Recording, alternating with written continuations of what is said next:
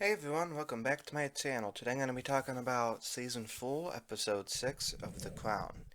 So it starts off with the new Australian Prime Minister saying that he's against the monarchy's involvement with Australian politics. And I get it. As an American, it doesn't make sense for England to govern over Australia so tightly considering they're like very far away. He reminds me of the man from Wales and his desire to be independent. And both of these episodes involve Charles. So Charles and Diana are set to visit Australia, and we see a scene with Elizabeth and her family, well, her sister, mom, and daughter. And Margaret tells Elizabeth about Diana's depression and her bulimia. And Elizabeth is kind of shocked to hear about this, but she's like, "Yeah, what could you do?" You know. And before they leave, Diana insists on taking her baby, Prince William, but Elizabeth disapproves. But, unlike Elizabeth, Diana wants to prioritize being a mother over being Charles's trophy wife, or just being an item for people to look at. So Diana and Charles are arguing right away on the plane, and when they arrive, I don't know, she starts off a bit rocky. Kind of like the alcohol press conference and raining as they land. And Diana struggles to walk up a big hill because of the heat, and Charles is bitching about her weakness on the phone to Camilla. But you know what I don't get, guys?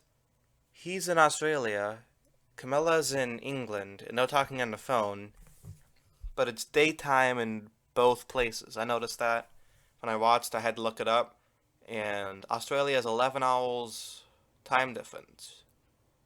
That doesn't make sense, assuming that Charles is calling on like the early evening. I don't know.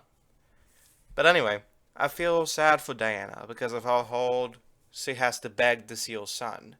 And I'm also proud of her willpower because she's able to convince everybody to let her get away and see him. So, like I said, Prince Charles is spending a lot of time with Camilla, and Diana's very jealous of this, obviously. And they kind of resent each other, but she wants to open up and discuss the stuff with him. And they agree to try harder at their relationship. And when they do that, the visit turns into a huge success, and the crowds love Diana. They just love her. And later, they're at like this dance, and Diana and Charles are dancing to "Can't Take My Eyes Off of You" by Frankie Valli. And when they do this, they look genuinely happy, and it makes me think that the relationship wasn't all bad. They had some happy moments.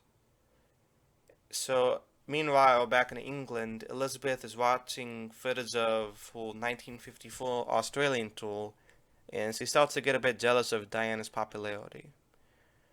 Now, hold on, are you telling me she hasn't been to Australia since 1954? Is that what the episode's implying? Or is that just that Elizabeth is thinking about the first time she went to Australia? I don't know, I felt like the episode could have been a bit clearer on that. I had to look it up. Turns out she has been multiple times since then. I just feel like the way the episode was framed kind of implied that she hasn't been there since. So, yeah, the Australian public really loves Diana. They admire her beauty, charm, and how much she cares about her baby. She seems like a real person. She seems like an average mother and one everybody could respect, everybody could love.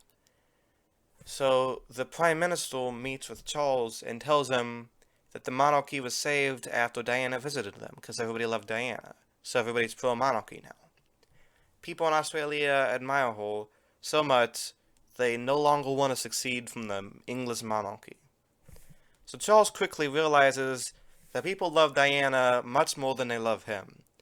And he's angry at her for being too damn likable. So he screams at her and her eating disorder, bulimia, worsens. And when they return to the UK, they live in separate houses. So their relationship is worse than what they started at. And Diana meets Queen Elizabeth and tells her how unhappy their marriage is. and how Charles resents her, and just how miserable they are. But Elizabeth just doesn't give a fuck, and she refuses to hug her when she leaves. Kind of a bitch move, you know? And that's pretty much the end of the episode. So I only have a couple observations on this. The first is the actor who plays Charles is way too attractive. I've looked at Prince Charles in real life. He's not attractive. And two, Diana should have gone to therapy, both marriage counseling and for her eating disorder. I felt like a lot could have been benefited if Diana sought help for her problems outside of her family. Maybe she went to a psychiatrist. And that's pretty much all I have to say about this episode. It was sad, but very well acted, well directed. Um, and I like seeing how the people in Australia think of them. So I'm gonna give this episode an A minus. Let me know down in the comments what you thought about this episode. I do a video on a Crown episode every week, so stay tuned. I hope everybody out there has a nice day and a Merry Christmas. That's the time you're watching this, that is. And stay safe and peace.